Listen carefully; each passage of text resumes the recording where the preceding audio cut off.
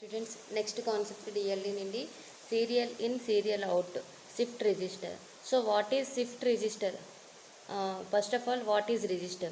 So register is nothing but a collection of flip flops. So previous class లో మన SR flip flop, D flip flop, T flip flop లో ఏంటి అంటే 1 bit of storage మనం store చేయడానికి ఉంది. So ఇక్కడ ఏంటి అంటే మల్టిపుల్ బిట్స్ అంటే flip flops like more than 1 flip flops అనేది మనం యూజ్ చేసినట్టయితే దాన్ని మనం రిజిస్టర్ అని కాల్ చేస్తాం. F0, F1, F2. Okay, so ఇక్కడ మల్టిపుల్ ఫ్లిప్ ఫ్లాప్స్ అనేది కనెక్ట్ చేస్తే that is the register. Okay, shift register అంటే ఏంటంటే సో దీనికి వచ్చిన అవుట్పుట్ అనేది నెక్స్ట్ ఫ్లిప్ ఫ్లాప్కి అదే షిఫ్ట్ చేస్తాం అన్నమాట అవుట్పుట్ అనేది.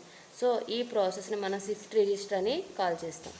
సో డెఫినేషన్ చూద్దాం. The shift register which allows serial input 1 bit after the other through the single data line. So ఇక్కడ సింగిల్ డేటా లైన్తో మనం సీరియల్గా కనెక్ట్ చేస్తాం.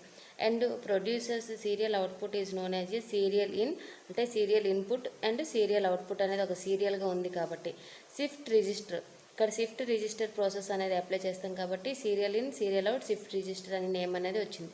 Since there is only 1 output the data leaves the shift register 1 bit at a time in a serial pattern. So at a time 1 bitని ఇది తీసుకుంటుంది. Thus the name serial in serial out shift register. The circuit consist of 3 D flip flops.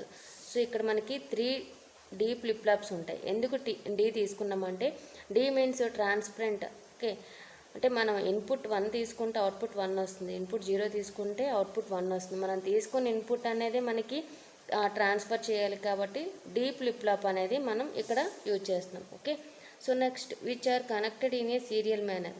So ఇక్కడ serial మేనర్లో connect చేస్తున్నాం కదా. Next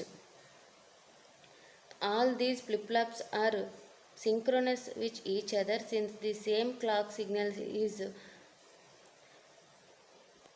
apply to each flip flop. So ఇక్కడ చూడండి, each and every flip flop కూడా same clock pulse అనేది apply చేస్తున్నాం కదా.